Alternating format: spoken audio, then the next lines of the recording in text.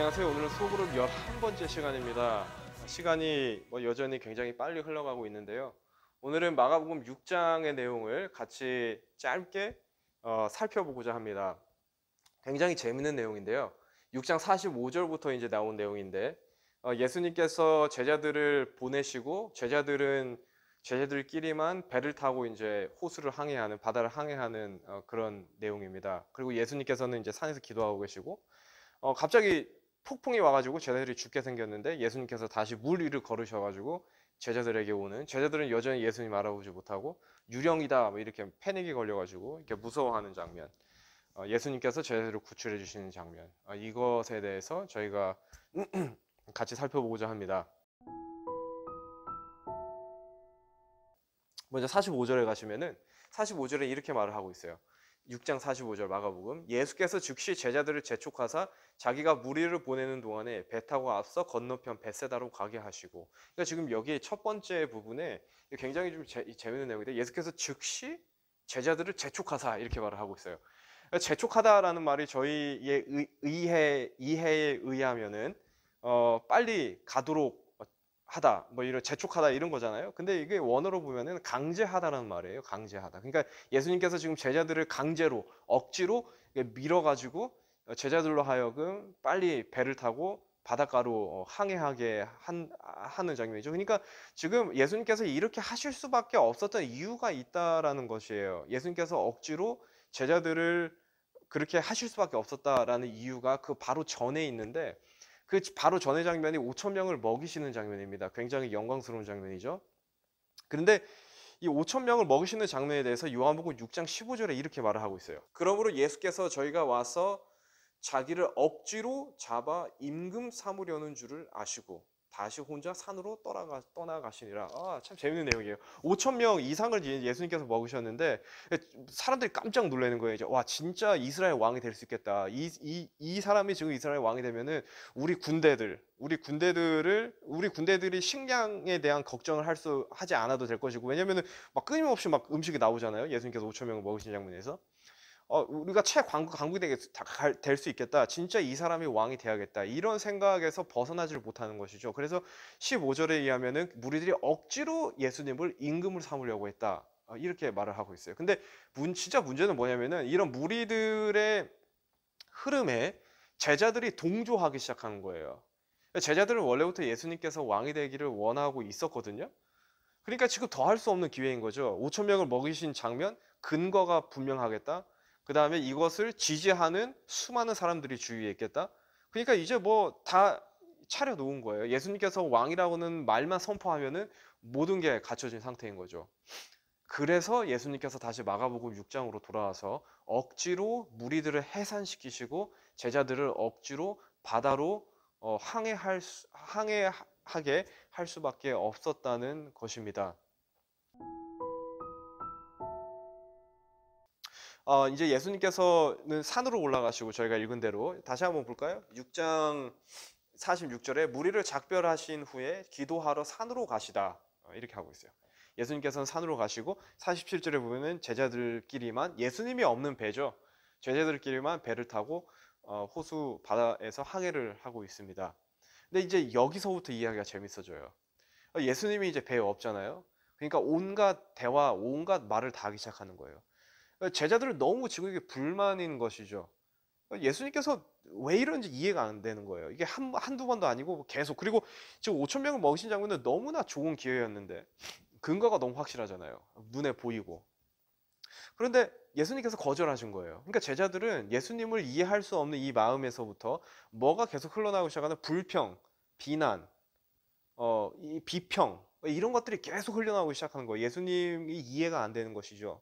그러면서 이 제자들이 어디로 이 정신이 번지냐면은 바리새인들이 했던 말 그거 진짜 아니야 뭐 이렇게 되는 거예요. 이제 바리새인들이 예수님을 부인하고 이랬잖아요. 비난하고 이것에 이제 동의를 진짜 아니야 막 동의를 하려고 하는 거예요. 제자들이. 그러면서 제자들이 또 이제 이 나오는 대화가 도저히 예전의 이야기들이 이제 다 생각나는 거예요. 예전의 기억들이, 예수님께서 침례 요한을 도와주시지 않으셨던 것, 가만히 있으셨던 것, 이런 것들. 예수님께서 침례 요한을 도와주시지 않으셨는 거는 사실이죠. 예수님께서 아무런 뭐 구출해 주시지 않으셨으니까. 그런데 예수님께서 침례 요한을 도와주지 않은 장면이 굉장히 중요한 게 뭐냐면요. 이때부터 예수님께서 자기 십자가를 보기 시작했습니다. 예수님께서 침례 요한이 죽었다는 말을 듣고 예수님께서 그 순간 바로 보신 게 있는데, 아, 나의 십자가도 이제 멀지 않았구나. 사람들이 침례 요한을 거절하고 죽음으로 내몬 것처럼 나도 거절하고 나도 죽음으로 내몰겠구나. 그러니까 예수님도 지금 이 침례 요한의 사건에서 아무것도 하시지 않으신 게 아니라 예수님에게 있어서도 침례 요한의 사건은 굉장한 아픔이에요. 아픔. 자신의 십자가를 본 계기였고, 또 자기의 길을 예비했던 사람이 죽으니까 예수님은 굉장히 아픔이죠. 근데 제자들이 이제 이거를 막 이제 이런 주제를 꺼내기 시작하는 거예요. 침례 요한한테 예수님께서 아무것도 하지 않으셨지. 뭐 이렇게 가는 거죠. 바리새인들의 말이 진짜 아니야. 뭐 이렇게 가는 건데, 이게 진짜 죄의 무서운 속성입니다. 이 죄는요, 번식을 하게 되고요. 계속 우리가 죄된 정신을 품으면은 이 죄가 다른 사람들에게 번식하기 시작해요. 이게 퍼뜨리는 거예요. 죄의 영향을 주기 시작해요. 막. 그리고 이 죄가 발전되기 시작해요. 계속. 죄의 무서운 속성입니다. 나만 가지고 있는 게 아니라 이게 계속 번식하고 발전되고 지능적이 되는 거예요. 이제 이런 상태인데,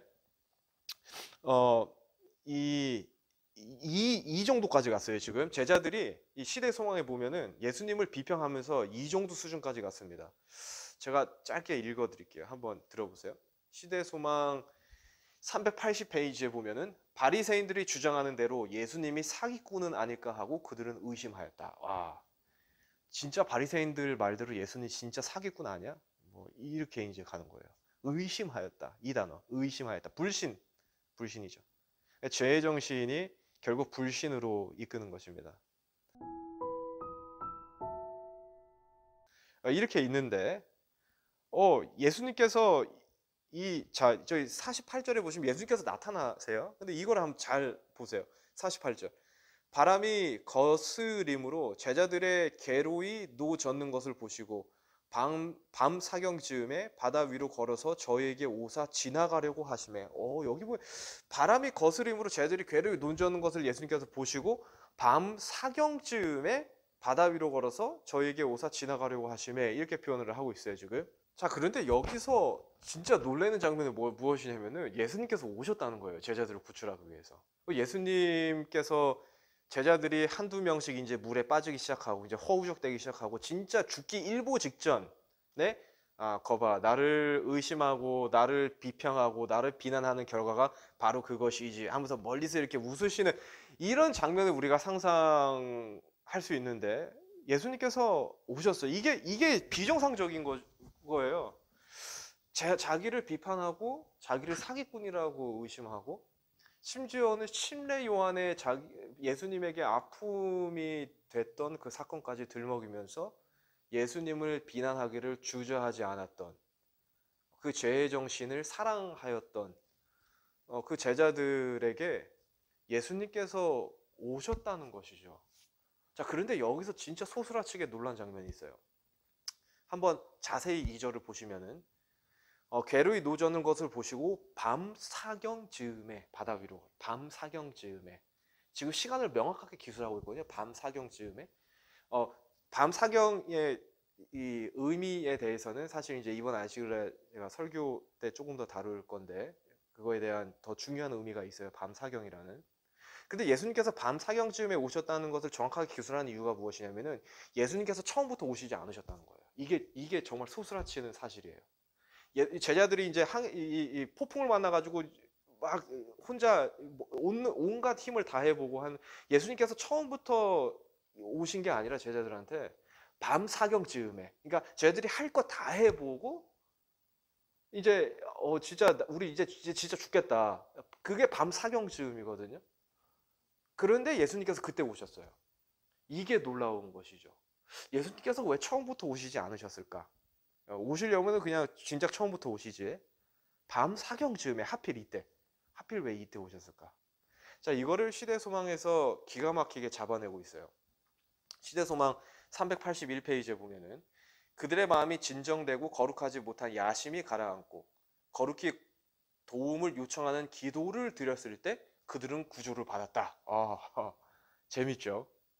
제자들이 드디어 이제 제정신으로 돌아온 거예요. 이 폭풍이 불어오니까 이 놀라운 현상이 생겼는데, 예수님을 비평하고 비난하고 예수님을 불신하였던 이 죄의 정신이 조금 사라지기 시작했어요. 왜냐하면 지금 죽게 생겼거든요. 그러니까 이제 실제적인 문제, 이게 자기 삶에 대한 문제에 직면하다 보니까 이제 그 정신이 이제 사라진 거예요.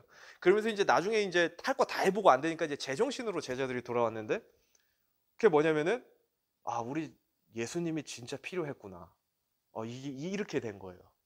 그러니까 제자들이 예수님의 필요성을 느끼고 그 필요성을 간구하기 시작했을 때, 그때 예수님께서 무리를 걸어서 오신 것이죠.